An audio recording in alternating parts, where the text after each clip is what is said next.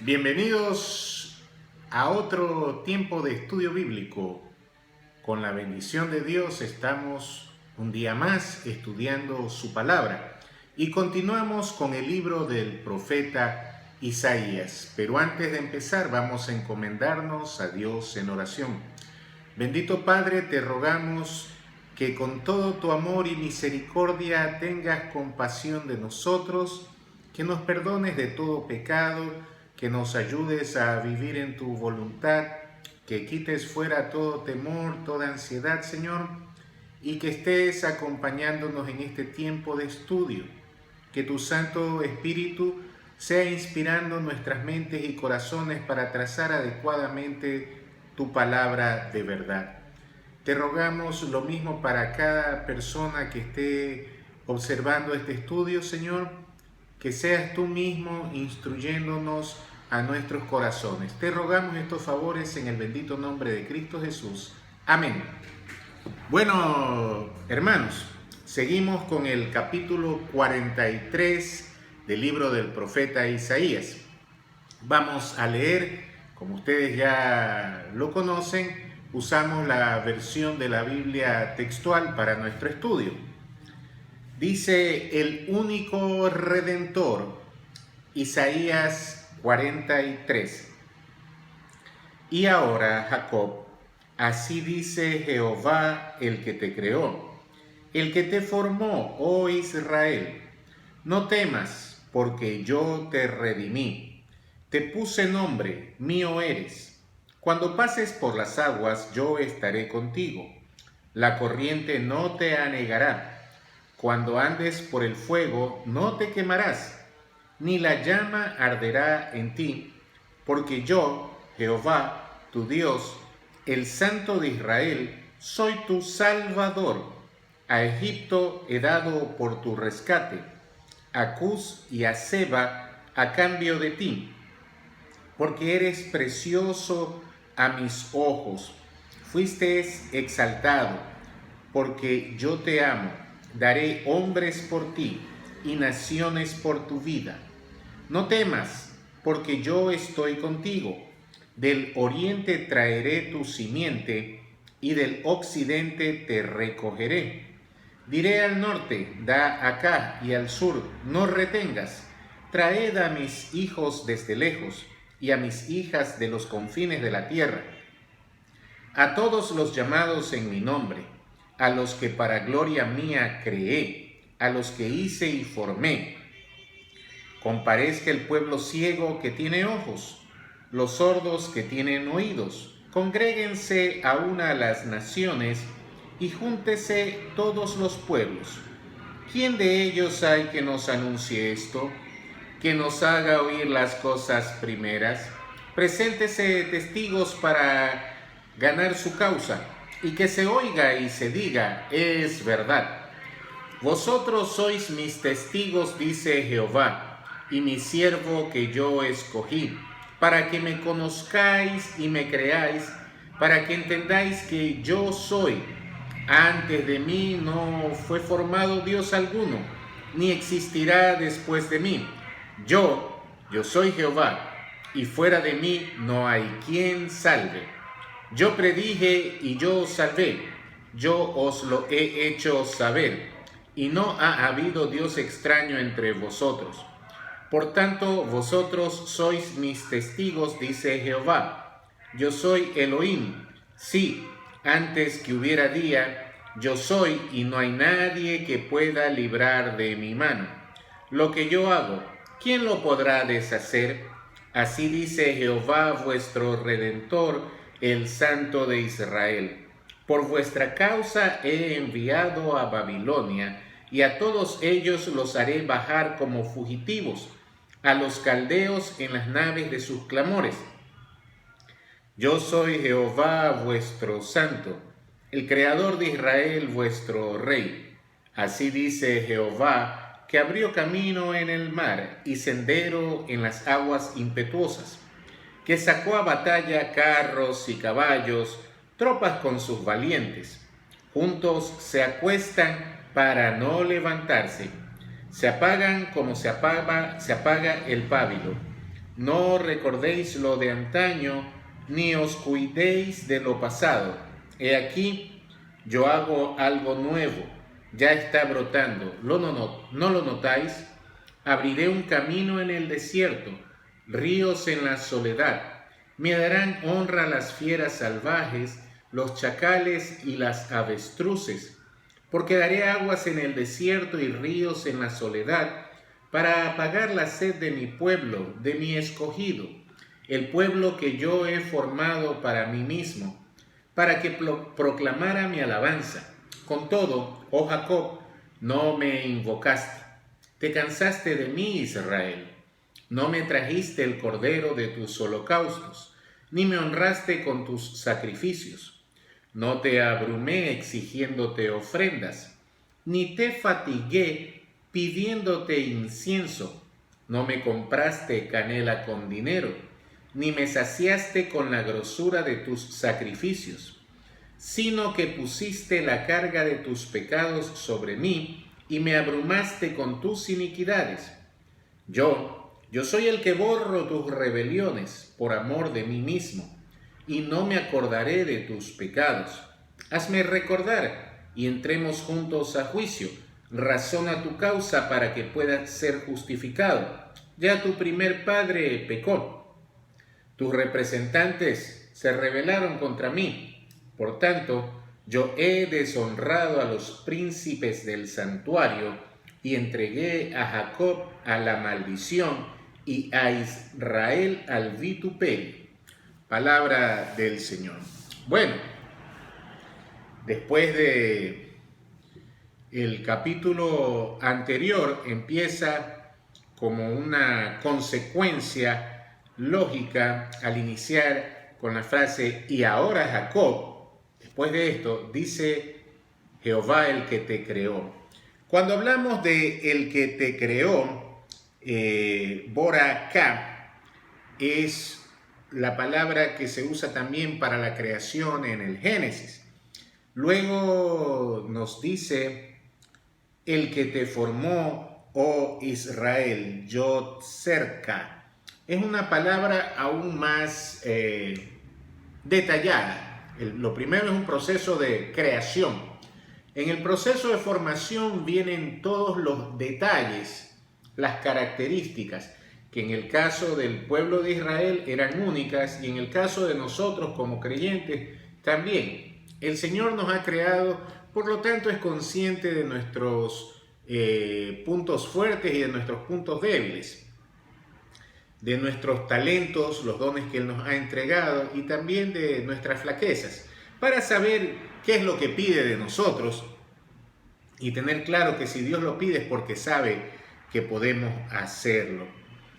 Dice, no temas, una vez más la invitación a no temer.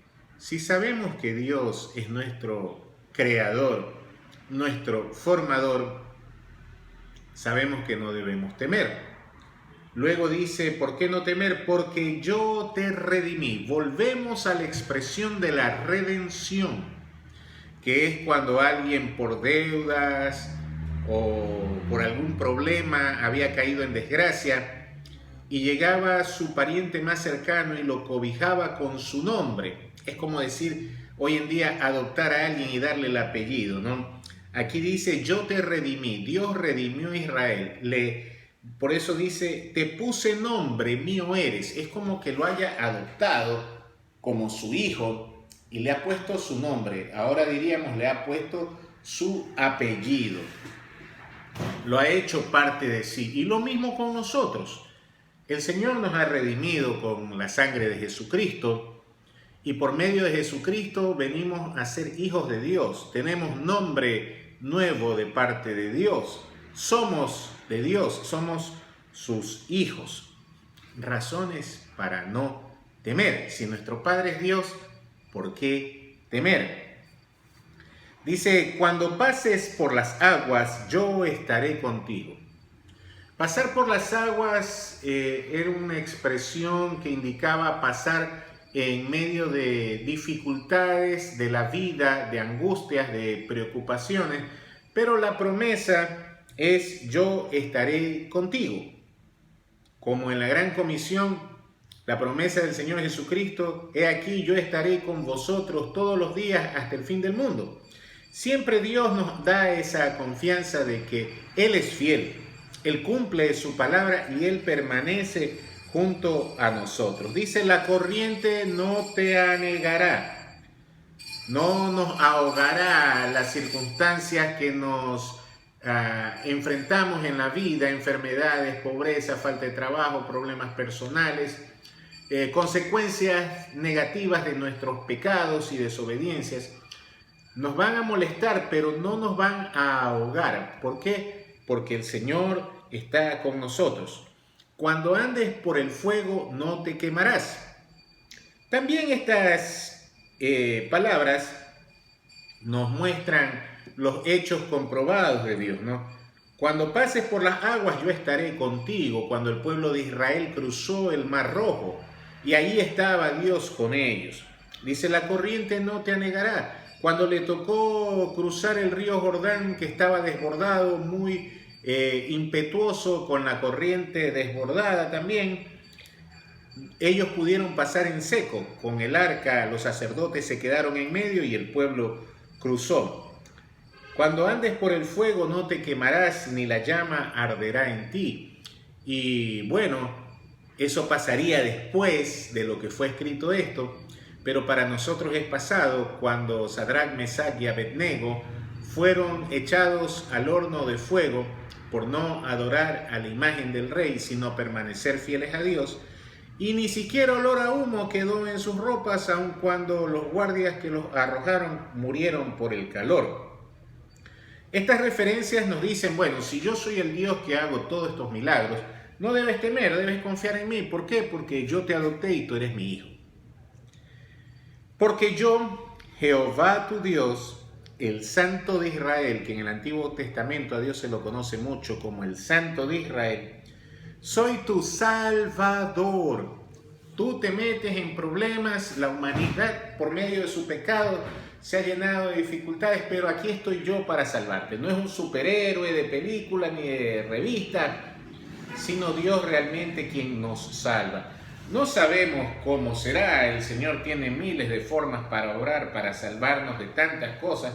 En primer lugar, ya nos salvó del pecado por medio de Jesucristo. Nos sana, nos provee y esperamos en Él por fe, porque no sabemos de qué manera, pero sabemos de que nos salva. Dice: a Egipto he dado por tu rescate, a Cus y a Seba a cambio de ti. Ese era el valor que Dios le mostraba a Israel que tenía para sus ojos por haber sido escogidos de Dios. Entregar a Egipto, a Cus. Cus es lo que se conocía en ese tiempo por Etiopía, pero era una Etiopía más grande y más rica que la de ahora. Creo que estaba entre la segunda y tercera cascada del río Nilo, lo que ahora es Sudán. Es lo que se conocía como Cus. Y a Seba, muchos piensan que no era Seba sino Saba, como la reina de Saba que fue a Salomón, y eso queda en la región de Arabia. O sea, toda esa zona, dice el Señor, lo que es Arabia, Egipto, Etiopía, el nororiente de África, era el pago que Dios da por el pedacito de pueblo que era Israel, para demostrarle a Israel, como dice el versículo 4, porque eres precioso a mis ojos, fuiste exaltado. El Señor lo exalta. No debemos exaltarnos a nosotros mismos. El Señor nos exaltará cuando Él crea conveniente, si somos sus hijos, si somos obedientes, si andamos en su voluntad. Dice: porque yo te amo, daré hombres por ti. Ese es el amor de Dios por el pueblo de Israel, y nosotros, Israel espiritual, recibimos lo mismo. Y naciones por tu vida. El pequeño pueblo de Israel, tan atacado y odiado a lo largo de la historia hasta el día de hoy, dice que Dios dará naciones por su vida. Tan valioso es Israel. Cuidado con algunos que se llaman a sí mismos hijos de Dios y aborrecen a Israel, con quien Dios tiene un pacto eterno. la bendición que Dios le dio a Abraham, que en él serían benditas todas las naciones de la tierra y que bendeciría a quienes lo bendigan y maldeciría a quienes lo maldigan, esa promesa es heredada por el pueblo de Israel. Así que mucho cuidado con Israel, ¿no? No temas, insiste en no temer, porque yo estoy contigo. Del oriente traeré tu simiente y del occidente te recogeré.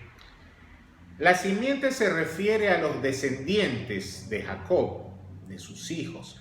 Los descendientes, las generaciones que seguirían después de este pueblo de Israel al cual está escribiendo. Dice, del oriente traeré tu simiente y del occidente te recogeré. Y fue para hablar tanto de la salvación después del tiempo de cautiverio en Babilonia, como en el regreso al nuevo Estado de Israel, allá establecido legalmente desde 1948, y que día a día siguen regresando los judíos a su tierra, porque así estaba profetizado, y aquí lo vemos, ¿no? Del oriente y del occidente, del norte y del sur. Diré al norte, da acá, y al sur, no retengas. Traed a mis hijos desde lejos, y a mis hijas desde los confines de la tierra. El pueblo de Israel está llegando de todo el mundo, de todos los países, de todos los continentes. Dice, a todos los llamados en mi nombre. Bueno, eso ya nos incluye a nosotros también. Hemos sido llamados en el nombre de Dios como el pueblo de Israel, ¿no? A los que para gloria mía creen. No sabe cuál es su propósito en la vida, no sabe para qué fue creado, pues entérese que fue creado para honra y gloria de Dios. No es que todo gira alrededor suyo, no es que Dios está en función de usted, sino que todos y cada uno de nosotros hemos sido creados para mostrar la gloria de Dios, para ser un ejemplo de lo que Dios haga con nosotros y para que todas las cosas que naturalmente seríamos incapaces de hacer, pero que hacemos por la obra del Espíritu Santo en nuestras vidas, no nos glorifiquen a nosotros, sino glorifiquen a Dios. A los que hice y formé. Luego entra en otra etapa donde nuevamente Isaías usa una comparación como de una corte, ¿no? Dice, comparezca el pueblo ciego que tiene ojos y los sordos que tienen oídos. El pueblo ciego que tiene ojos. Qué triste cosa es tener ojos y no ver, tener oídos y no escuchar. Así el Señor llama en tono de reproche y de condenación al pueblo de Israel. Y lógicamente también a los creyentes que nos confesamos hijos de Dios, pero no escuchamos la voz de Dios en las Escrituras, ni tampoco oímos sus mandamientos. No vemos los testimonios de Dios, sus milagros, sus maravillas. Dicen, congréguense a una las naciones y júntense todos los pueblos, como los testigos, la audiencia, los asistentes a este juicio del Señor, ¿no? Pregunta, ¿quién de ellos hay que nos anuncie esto? Nuevamente, al igual que en el capítulo anterior, el Señor destaca que Él es el que anuncia las cosas verdaderas, que por medio de las profecías nos hace saber de antemano lo que iría a ocurrir. Dice, ¿quién de ellos hay que nos anuncie esto? Que nos haga oír las cosas primeras. Preséntense testigos para ganar su causa y que se oiga y se diga, es verdad. ¿Quién más que Dios nos hace saber lo que pasará en el futuro? Por medio de las profecías bíblicas. No, porque hoy en día se levantan muchos falsos profetas anunciando cosas en el nombre de Dios que no ocurren. En el Antiguo Testamento estaba claro que el profeta que anunciaba algo y no se cumplía, debían de matarlo. Hoy día deberían de matar a un pocotón si estuviéramos todavía bajo lo estricto de la ley, por arrogarse funciones que no le competen, decir que hablan en nombre de Dios, inspirados por el Espíritu Santo, pero sus falsedades obviamente no se cumplen y el Señor los desafía, pues, al igual que lo hacía en aquel entonces. Que alguien diga que es verdad lo que ellos testifican cuando son mentiras. Vosotros sois mis testigos, dice Jehová, le dice al pueblo de Israel, y mi siervo que yo escogí. ¿Por qué son testigos? Porque ellos habían visto, tanto las naciones que rodeaban a Israel como Israel, las maravillas del Señor, cuando Él los libró de Egipto, cuando les entregó la tierra prometida, todos los milagros que había hecho por mano de sus profetas, de sus siervos. Para que me conozcáis y me creáis, para que entendáis que yo soy. Antes de mí no fue formado Dios alguno, ni existirá después de mí. Cuando estamos en un juicio y se desafía a los testigos a confesar la verdad, y la verdad en este juicio es que Dios es todopoderoso, es misericordioso, es Dios de amor, queda prácticamente ganado el juicio. Él sigue insistiendo acerca de sus características. Yo predije, yo soy Jehová, y fuera de mí no hay quien salve. Como nos dice el Nuevo Testamento, que solo en el nombre de Jesús somos salvos, y no hay ningún otro nombre dado a los hombres en el que pueda uno ser salvo. Así que usted no es salvo por ningún muñequito ni estampito, usted es salvo en el nombre de Jesús, porque el nombre de Dios es lo único que salva. Dice, fuera de mí no hay quien salve. Yo predije y yo salvé. Cuando en las profecías el Señor anunciaba liberación, liberó. Y las que todavía no se han cumplido, se cumplirán. Yo os lo he hecho saber por medio de los profetas antiguos. Y no ha habido Dios extraño entre vosotros, que se manifieste, ¿no? Porque idolatría sí hubo, traición de parte del pueblo de Israel, pero obviamente no servía de nada. El caso de Elías enfrentando a los profetas falsos de Baal y de Acera, cerca de 900 murieron en su mano. ¿Por qué? Porque ese Dios y diosa falsos no se manifestaron en favor de sus seguidores. Por tanto, vosotros sois mis testigos, insiste Jehová. ¿Y nosotros somos testigos? ¿Será que al llamarnos Israel espiritual el Señor también me dice que yo soy su testigo? Pues sí, nos ha salvado, nos ha sanado, nos ha provisto de todo lo que necesitamos.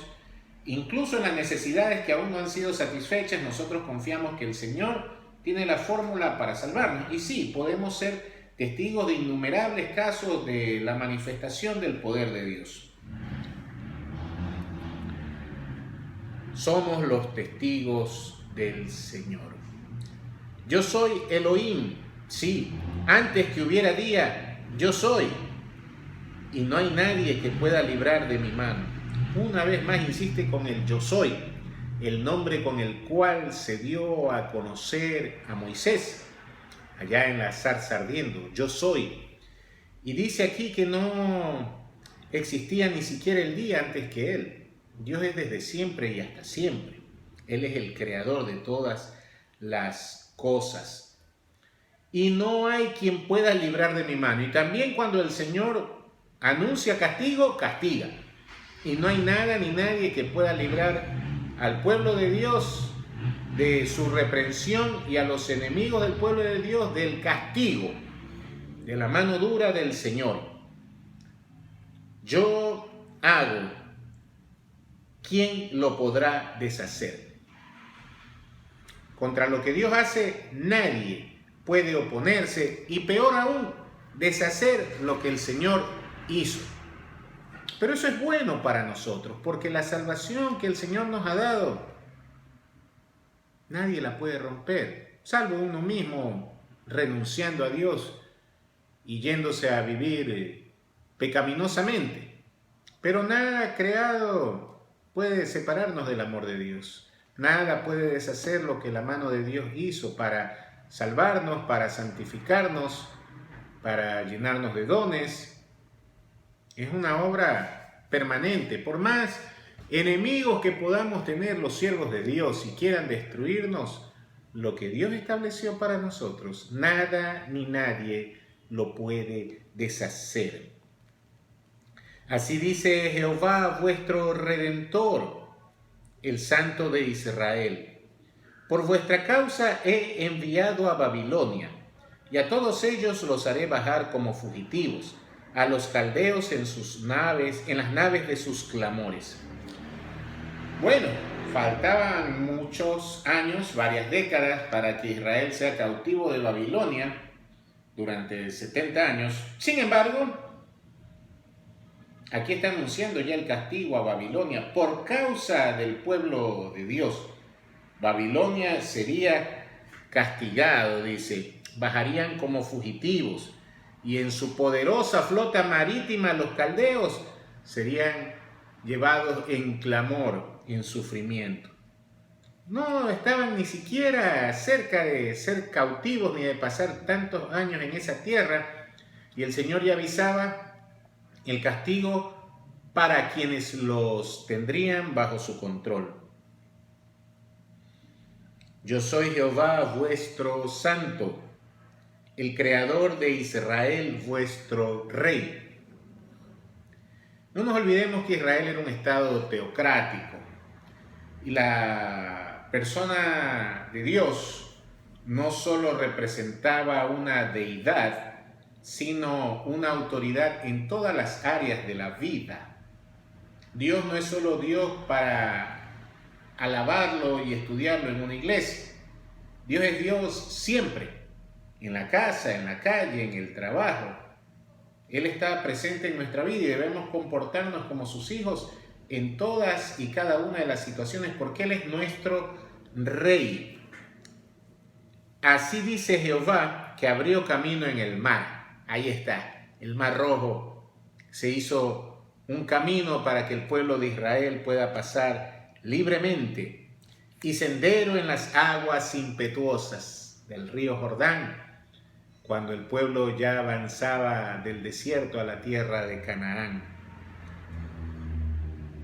Que sacó a batalla carros y caballos, tropas con sus valientes, juntos se acuestan para no levantarse. ¿Recuerdan en el tiempo de los reyes de Israel? Ejércitos que se levantaron a pelear, que sitiaron, y el ángel de Jehová los mató. Y el pueblo de Israel solo fue a coger el botín de los despojos. Se levantaron juntos y no se levantaron. Murieron en las manos de Dios, porque el Señor libró a su pueblo. Este capítulo hace reflexionar en todas las maravillas del Señor, de cómo ha obrado extraordinariamente, sobrenaturalmente, para librar a sus hijos de sus enemigos.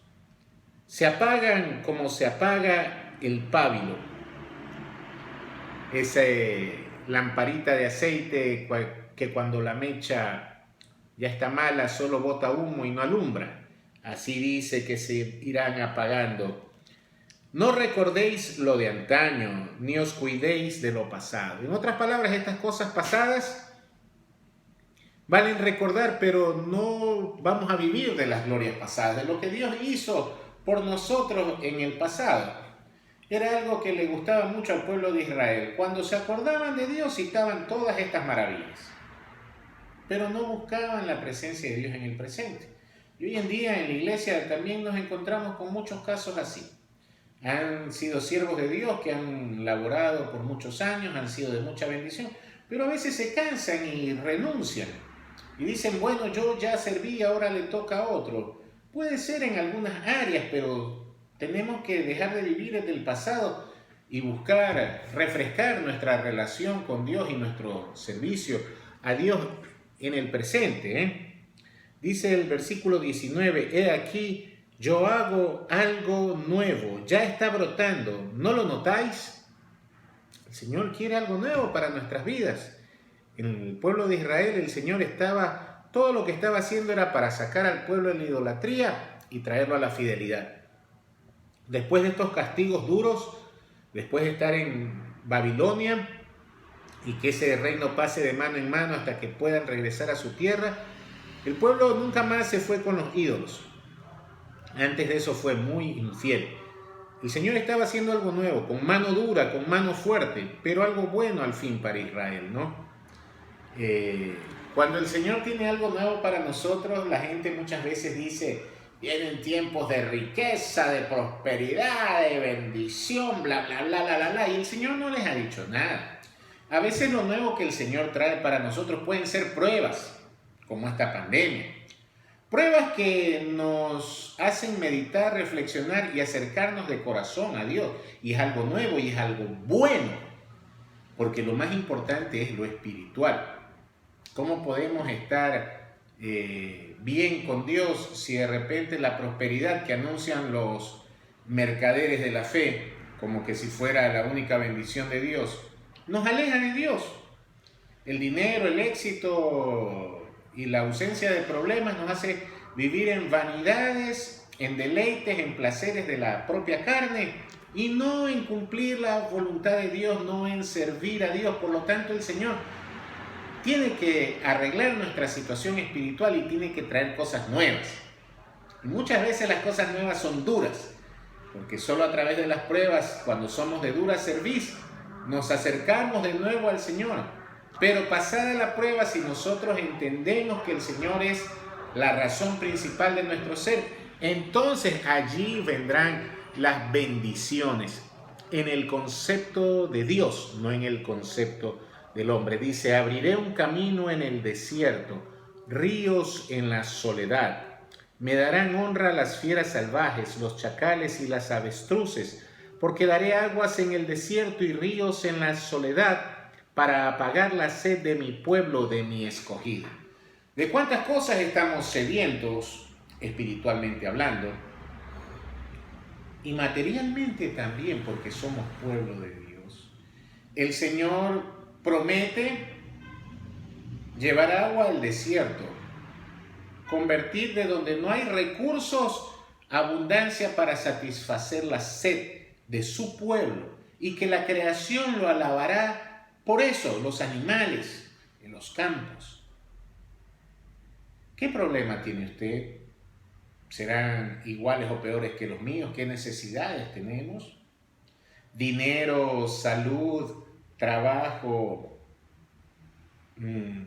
qué sé yo, éxito ministerial en la iglesia, y de pronto pasamos por pruebas que nos obligan a acercarnos y agarrarnos más de Dios. Y el Señor, de donde solo para nosotros hay desesperanza y angustia, el Señor va a crear recursos y provisión para lo que Él considere es necesario para nuestras vidas. Para apagar la sed de mi pueblo, de mi escogido. El pueblo que yo he formado para mí mismo. No hemos sido formados para la honra de una organización, para la honra de un pastor, de un misionero, de un evangelista, de un ministro, de un maestro, de cualquier siervo. No, este pueblo no es para andarle rindiendo honras a las personas.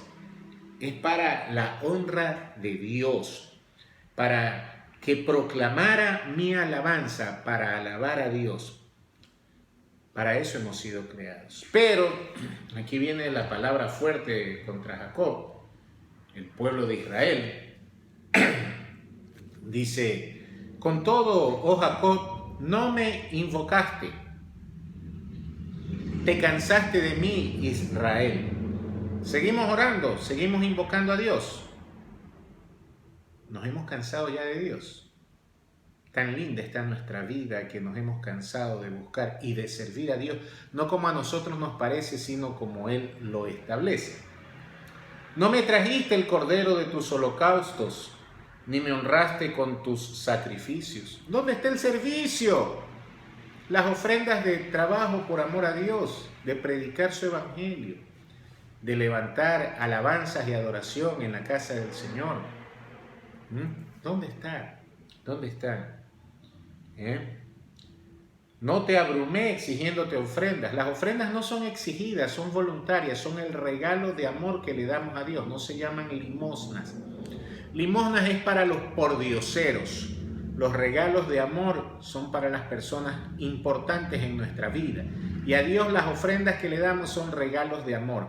Puede ser dinero, pueden ser objetos materiales, puede ser, lo mejor de todo, nuestras vidas entregadas en un sacrificio vivo, santo, agradable a Dios, que es el culto racional, inteligente, no el fanatismo religioso, no el seguir lo que otra persona me diga tontamente sin analizar, sino el culto razonado, el servicio a Dios con razonamiento, basado en la Escritura. ¿Le hemos dado esas ofrendas a Dios? Cada uno tiene su respuesta. Ni te fatigué pidiéndote incienso, ni me compraste canela con dinero, ni me saciaste con la grosura de tus sacrificios. Todas estas cosas elevaban olor, un olor a Dios. Pero el olor que para nosotros podemos elevar a Dios y que sea agradable a Dios, ya hoy en día no es incienso, ni canela, ni la grasa de los animales que se queman. Hoy en día es el servicio a Dios, es nuestro testimonio, es lo que los demás hablan de nosotros. Si somos intachables, si somos irreprensibles, si somos bondadosos, si somos misericordiosos, si somos consagrados al servicio de Dios, no importa lo que seamos en esta vida, siempre hay un ministerio para usted y para mí. Ese es el olor grato que ahora podemos elevar, pero aquí el reclamo es que no se ha hecho. ¿Hemos hecho eso? ¿Nuestro testimonio es un olor grato a la presencia de Dios o no? Sino que por contrario, dice, pusiste la carga de tus pecados sobre mí y me abrumaste con tus iniquidades. ¿Sí? Sobre el Santo Jesucristo fue el peso de nuestros pecados. En ese tiempo era sobre los animalitos, un sacrificio imperfecto. Y se nos hace una advertencia de no pecar voluntariamente, porque ya no hay más sacrificio, pero a veces nos olvidamos de que hemos sido santificados para Dios y seguimos pecando impunemente, cargando, menospreciando el sacrificio de Cristo en la cruz, llenándolo de pecados e iniquidades. En lugar de ofrecer servicio, adoración, alabanza, ministerio para el Señor, lo cargamos simplemente de nuestros pecados. Dice el versículo 25. Lo malo es que muchas veces solo citamos los versículos bonitos, hermosos, como este 25, que es precioso. Yo soy el que borro tus rebeliones por amor de mí mismo, y no me acordaré de tus pecados. Qué lindo. Pero no abuse. Luego dice el 26. Hazme recordar y entremos juntos a juicio. Razona tu causa para que puedas ser justificado. Intentemos justificarnos a nosotros mismos delante de Dios y no podemos. Somos pecadores. No tenemos justificación en nosotros mismos. ¿Qué sería de nosotros si Jesucristo no hubiera muerto por nosotros y fuésemos justificados en la sangre de Jesucristo? Eso sí nos justifica en el juicio delante de Dios, porque ese juicio va. Y los que no han sido justificados por la sangre de Jesucristo, al infierno, a la perdición eterna. Ya tu primer padre pecó, tus representantes se rebelaron contra mí. ¿A quién llamaba el pueblo de Israel su padre? El mismo que nosotros espiritualmente, Abraham, el padre de la fe. Pero Abraham pecó, mintió, fue cobarde, desobedeció a Dios. Sus hijos pecaron, Isaac, Jacob, en los mismos pecados de su padre.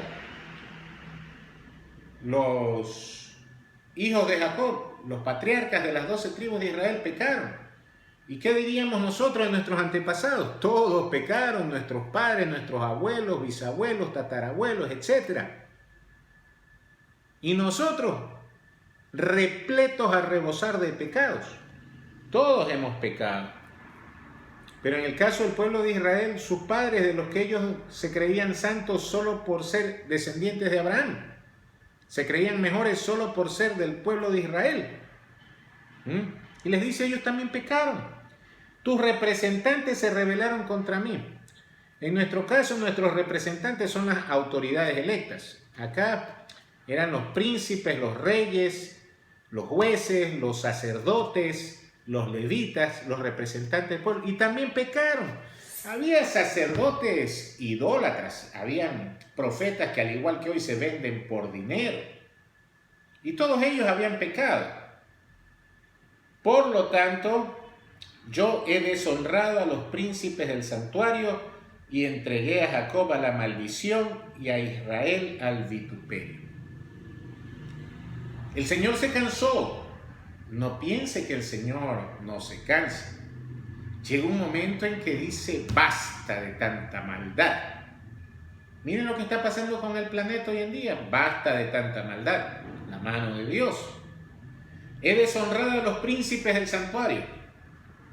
Eran los que deberían de estar más fieles y eran los más infieles. Y eso pasaba en el tiempo de Jesucristo. Por eso el discurso de Jesucristo siempre estuvo en contra de los sacerdotes, de los fariseos, de los levitas, de los escribas, de los maestros de la ley, porque eran los que más sabían, por lo tanto, más culpables al desobedecer. ¿Qué diríamos hoy en día de los pastores, ministros y demás siervos de Dios que no son fieles, que están viviendo en pecado, adulterio, fornicación, borrachera, hurto, que para que la gente los siga a ellos en lugar de Dios, cambian la palabra, no la entregan completa, se burlan de la palabra y de los fieles siervos de Dios? Es el mismo caso, el Señor los deshonra. Y ahí es que entrega a Israel a la maldición, a que le pase todo lo malo que le había designado. Se cansó. Y por eso Israel ha tenido que pagar a lo largo de la historia mucho castigo. No porque sean más malos que el resto, sino porque ellos tenían la verdad y a pesar de la verdad, hicieron lo malo. ¿Nos escaparíamos nosotros de eso? De que el Señor nos acuse, nos castigue, nos reprenda. ¿Por qué? Porque sabemos la verdad y aún así actuamos tan mal o peor que los de afuera. El Señor se cansa. Entrega a Israel a la burla de los demás, al vituperio. Como cuando la gente dice, no, que es hermanito y mire todo lo que le pasa. Qué vergüenza, ¿no? ¿Por qué? Por nuestro pecado, por nuestra desobediencia. Este capítulo es muy interesante. Nos habla de la salvación de Dios, del control de Dios sobre nuestras vidas, de lo importante que somos para Él. Obviamente cuando andamos en su voluntad, pero cuando desobedecemos y nos portamos mal, el Señor nos reprende para que vengan tiempos mejores. Nos entrega al castigo y a la burla por haber sido malos, porque no lo estamos buscando como Él merece ser hallado. Pero si usted lo está haciendo bien, siga así y reciba todos los beneficios de Dios. Refuerce su fe, pierda el temor, porque Dios que nos ha formado nos acompaña en todo tiempo, nos guía de la mano, nos defiende, nos protege. Pero si nosotros no hacemos lo que Él nos pide, ofrendas de vida, de sacrificio personal por servir a Dios, el Señor se cansará y tendrá que reprendernos para hacernos entrar en razón y que podamos realmente ser salvos. Depende de nosotros. Estas lecciones que están establecidas en la Biblia son vivas, no pasan de moda, siguen vigentes, al igual que nuestro Dios, que es el mismo Dios de ese tiempo. Su palabra no ha perdido efecto. Sus advertencias son las mismas. Las consecuencias de la desobediencia también.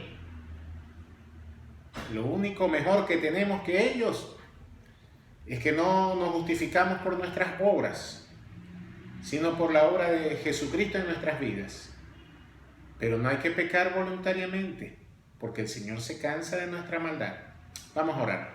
Bendito Padre, gracias por tu palabra, gracias por las advertencias que tú nos haces en ella, pero también gracias, Señor, por recordarnos que tú, Dios Todopoderoso, nos amas tanto que nos has dado tu nombre, nos has adoptado como hijos y velas con todo cuidado por nosotros. Aunque no lo vemos y no lo entendemos, lo recibimos y lo creemos porque está en tu bendita palabra.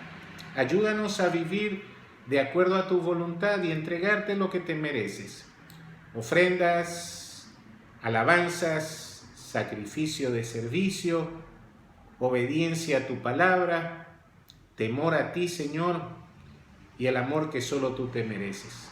Ayúdanos a ser fieles a pesar de las circunstancias y ten misericordia porque siendo humanos, al igual que nuestros padres, pecamos y no queremos pecar, queremos que tú nos ayudes a vivir en santidad. Todo esto lo rogamos en el bendito nombre de Cristo Jesús. Amén. Bueno, hermanos, hemos terminado por el día de hoy. Vamos a seguir interactuando a través del grupo de WhatsApp las preguntas relativas al estudio bíblico.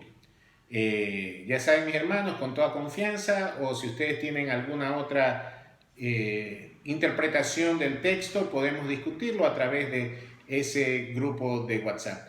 Es todo por ahora. Encomiéndense al Señor en todas las cosas que hagan. Oren, lean la Biblia y que el Señor nos halle despiertos cuando nos llame a rendirle cuentas. Dios los bendiga, mis queridos hermanos.